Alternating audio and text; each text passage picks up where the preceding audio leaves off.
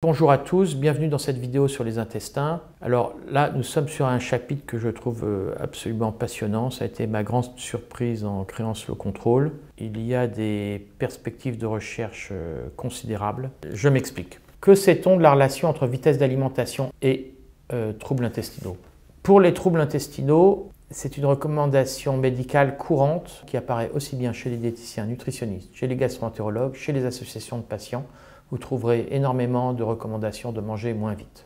La recommandation est là, elle est présente. Chez Slow Control, la grande surprise a été de constater un retour de clients qui témoignaient d'une amélioration de leur digestion, mais aussi de symptômes de l'inflammation intestinale.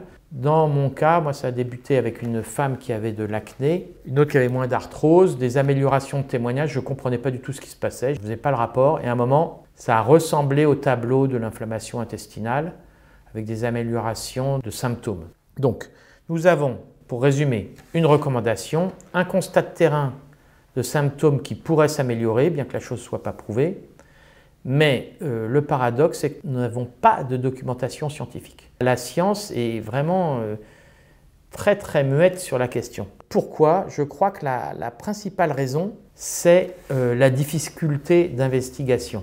Finalement, les moyens d'investigation in situ sont difficiles, car vous le savez, il faut être à jeun pour des coloscopies. Dès que vous êtes sous anesthésie, pour des raisons de sécurité, le jeûne s'impose.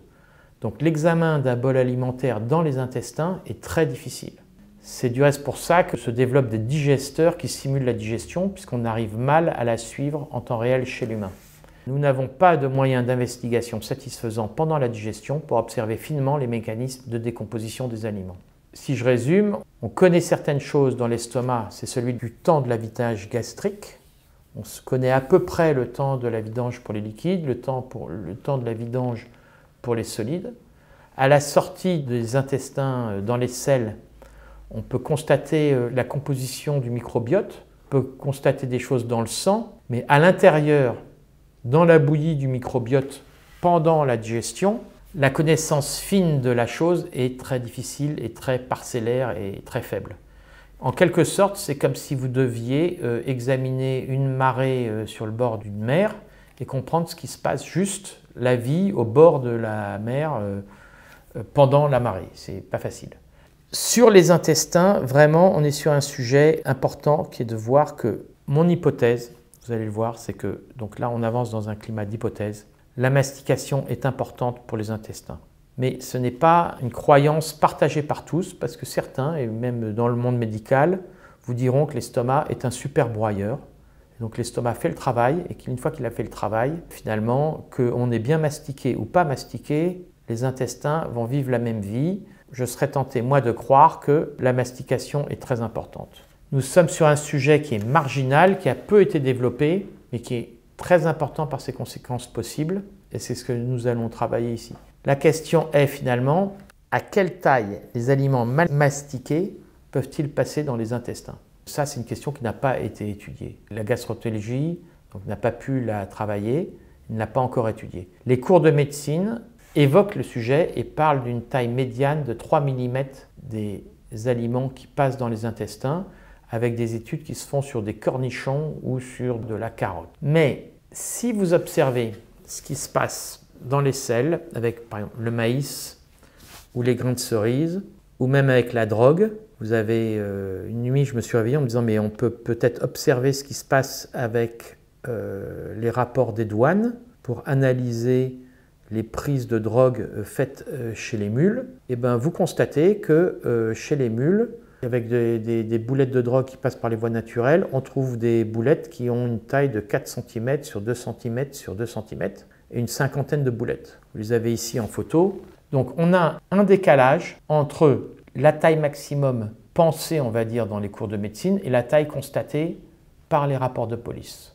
Et la question est qu'il y a comme un impensé, que se passe-t-il si des aliments mal décomposés passent la vidange gastrique et pénètrent dans les intestins? Nous allons ici juste tirer, on va dire, une logique. Un jour, j'espère, la science passera dessus pour valider ou invalider ces hypothèses. Première chose, si vous avez des aliments mal décomposés qui pénètrent dans les intestins, leur décomposition va se prolonger dans les intestins.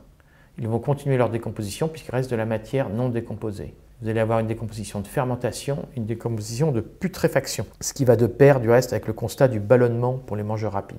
Deuxième point, la décomposition tardive, on va dire la décomposition sur les parois intestinales, va peut-être nuire aux parois intestinales, puisque les parois intestinales sont très fines. Elles sont très fines parce qu'elles laissent passer les nutriments et elles s'abîment vite, mais la bonne nouvelle, c'est qu'elles se reconstituent facilement. C'est juste une seule couche de cellules. Eh bien, on peut supposer que si la décomposition se fait sur une paroi intestinale fine, alors les parois vont être abîmées. Donc, on peut favoriser les inflammations intestinales.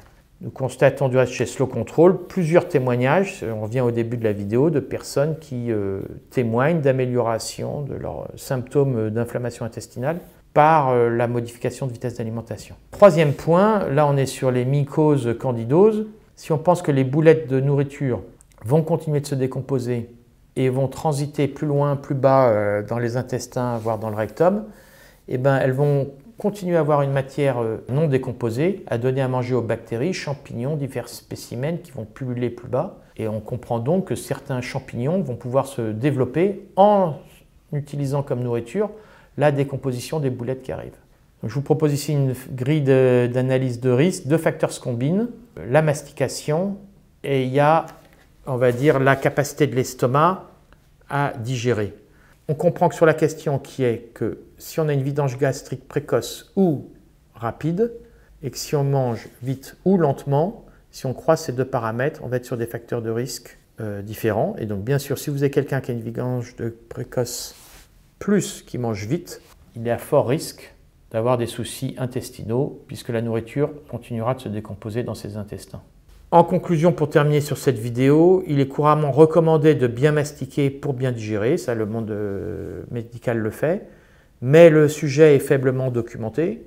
Je propose une piste d'étiologie possible de la cause des troubles digestifs qui tient dans le fait que la nourriture mal mastiquée soit moins bien digérée par l'estomac, et donc que l'estomac ayant moins bien fait son travail, les intestins sont pour une raison ou une autre en souffrance.